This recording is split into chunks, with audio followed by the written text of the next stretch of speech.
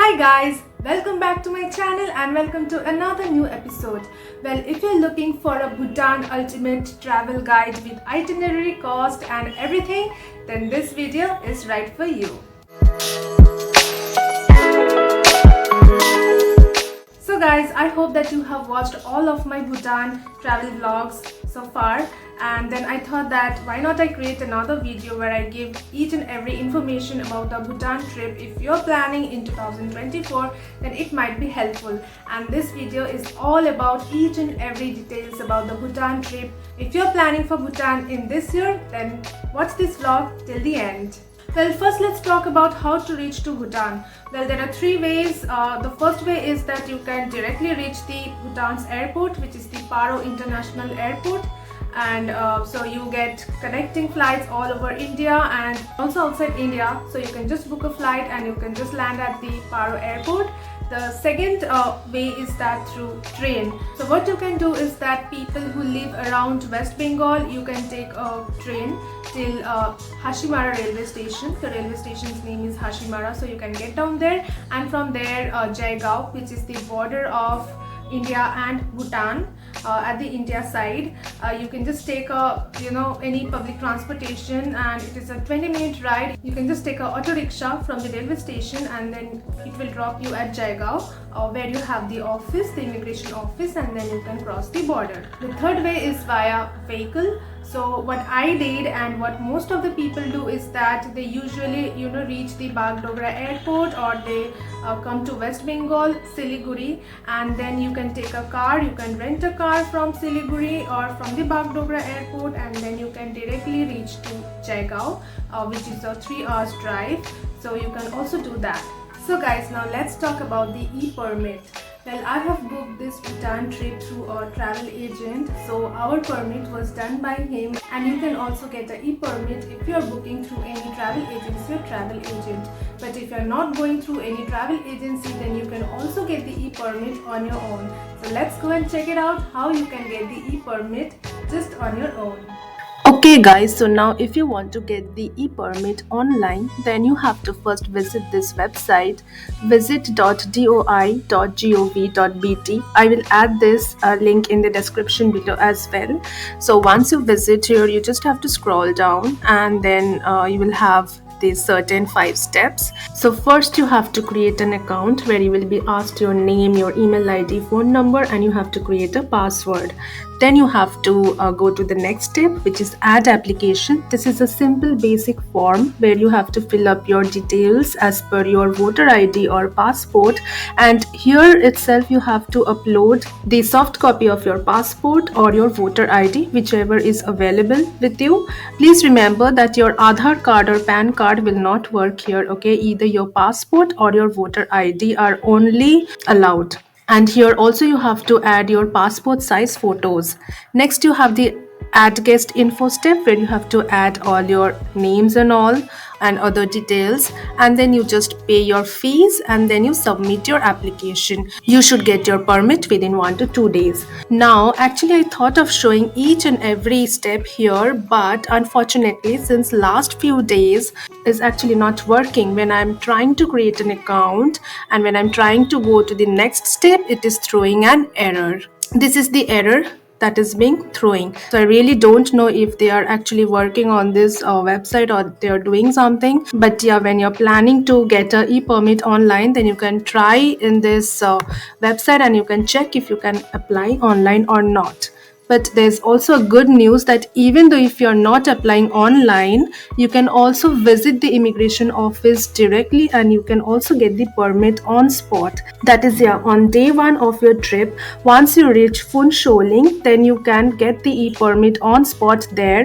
Or if you are coming by a flight, then at Paro airport also you can get the permit on spot. Just that you may have to stand on queue and it may take time around 1 to 2 hours. And if you're getting the permit on spot, then the documents that are needed are your passport or your voter ID, your passport size photos, your proof of hotel booking, and a rough itinerary.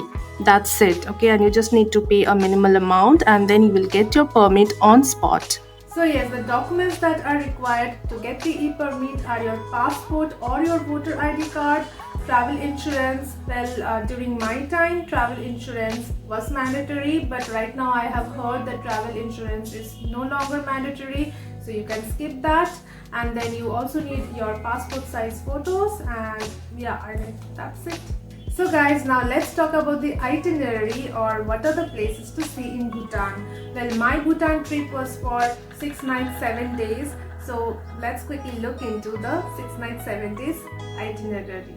So guys, on day 1, if you are coming by flight, then reach Paro International Airport, or if you are coming by train or by road, then reach Jaigaon, which is the Indo-Bhutan border but in India side. At Jaigaon, you enter the immigration office where your permit and passport or voter ID will be checked. Then cross the border and check into your hotel at Phun Choling, which is again Indo-Bhutan border but in Bhutan side. Then freshen up and in the evening visit Zangto Pelri Monastery and then explore the streets of Phun Choling. On day 2, complete the remaining immigration facilities. So you have to visit the immigration office once again and get your passport stamped. For people who are showing voter ID, their permit paper will get stamped. So make sure that you carry printed hard copies of your permits.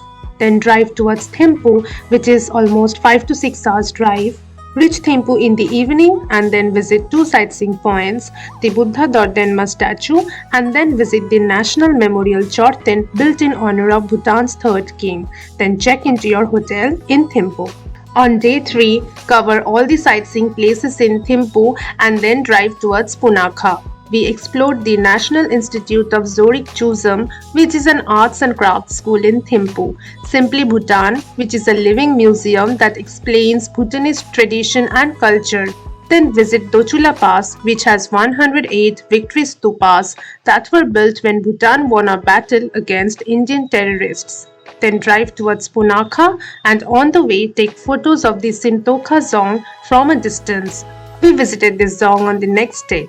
Then reach Punakha and visit a monastery which is run by lady monks called as Sangchen Dorji Lundrup Nunnery. Next check into your hotel at Punakha. On day 4, cover all sightseeing places at Punakha. The Punakha Zong, which is the 2nd oldest Zong in Bhutan, Punakha Suspension Bridge across Phochu River, and Chimilakhang, which is the fertility temple. Well, we skipped this temple, but if you want, you can visit.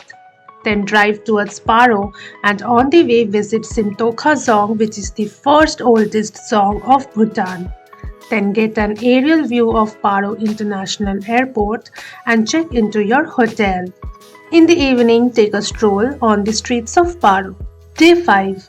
This day is going to be the highlight of your entire Bhutan trip as you are going to hike to Tiger's Nest Monastery. So start early as it is a 8-kilometer trek in total. I have a detailed vlog on this trek, so please check it out. iCard is on the screen and link is in description. After the trek, if you want, you can take a hot stone bath or you can take a stroll on streets of Paro. On day 6, cover all the sightseeing places at Paro. Visit Paro Zong and then Paro Heritage Museum. Next visit Paro's Iron Suspension Bridge and then drive towards Phun Choling. Before checking into your hotel, visit Kharbandi Monastery. Check into your hotel at Phun Choling and stroll on the streets of Bhutan for the last time. Day 7. On this day, complete all the exit formalities at immigration office and exit the border. You can return the same way you entered Bhutan. In our case, we drove back to Siliguri from Phun Choling. If you are coming by flight, then on day 6 itself you can fly back to your place. You need not require to come to Phun Choling. So guys, now if you want to come to Bhutan on your own, then keep these 4 things in your mind: permit, guide, hotel, and transportation. Firstly, get the permit online, which I showed you in this video. Secondly, hire a guide directly. If you want the contact of a guide, then please comment below. Thirdly, for hotel, you can ask the guide.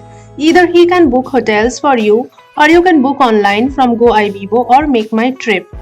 Fourthly, you can ask your guide to arrange for a car who will pick you up from the border or airport and will drop you too and will stay with you throughout the Bhutan trip, and I think that's the best choice.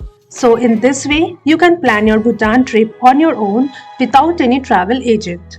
Well, this was my itinerary, but you have a shorter time period, then you can customize this itinerary and you can plan your own itinerary. Now let's talk about the budget. Well, since I have booked it through a travel agent, which is a Bhutan-based travel agent called as AT Bhutan Tour and Travel, well, I will put the contact of this travel agency in the description below. If you want to book it through any travel agency, then they are a good one. So it had cost us 29,900 rupees per head in the package, which included accommodation, transportation, e-permit charges, the SDF charges, and then a breakfast and transportation and everything except for the entry fees and for lunch and dinner.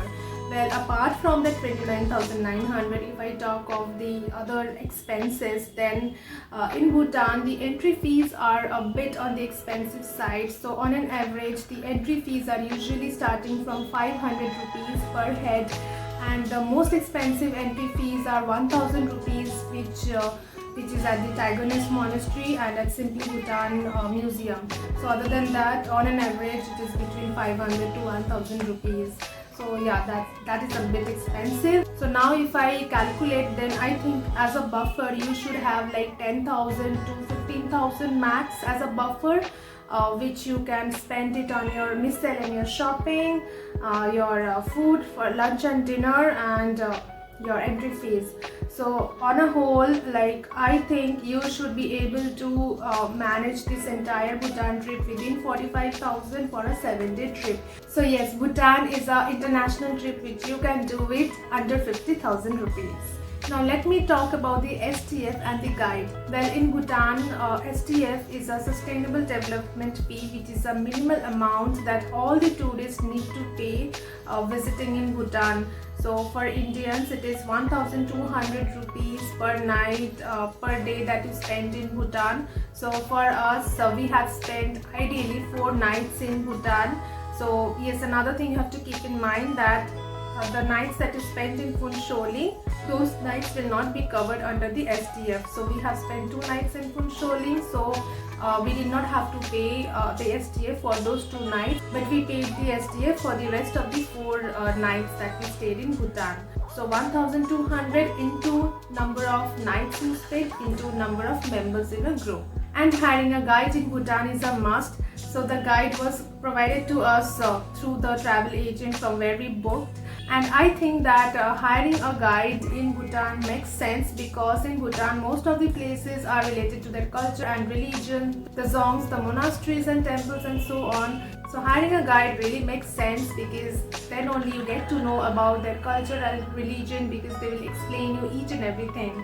Now let's talk about the food. So you get Indian food throughout Bhutan, so you don't have to worry about food. You get Indian food, you get Chinese food, you get continental, and you also get Bhutanese food. So during my trip, I have tried the Bhutanese national dish, which is emadachri with red rice. Emadachri is a preparation of chilies. It is not spicy at all, don't worry. It's chilies which is prepared in a cheesy gravy, and it is usually being eaten with red colored rice. So I have tried that and it was really good, so you can also try. Well, since I have traveled with my parents, so I had to eat like most of the Indian food, but other than that you get other variety of dishes as well. Now let's talk about the weather. Well, I would say that it really depends on what type of weather you want. If you really want to see snow and you want to feel that winter vibe, then I would say that you visit during January and February. If you really want to avoid winter, then the ideal time to visit is from April to May or June. And I think it's better to avoid the monsoon time, which is usually from July to September. But again, yeah, it really depends what type of weather you want. So we went in May, and in May the weather was pretty warm. We wore usual summer clothes and we just needed one jacket in the evening. Other than that, we really did not require any winter clothing. So yeah, if you really want to avoid winter, then you can visit during May. Now guys, let's talk about clothing. Bhutan is a country which is very much rich in culture and religion, so you have to respect some rules related to clothing. So if you want to enter any monastery or any song, then you are not allowed to wear sleeveless clothes. You have to wear something that at least covers your shoulders, and you also need to cover your knees. So wear something which goes below your knees.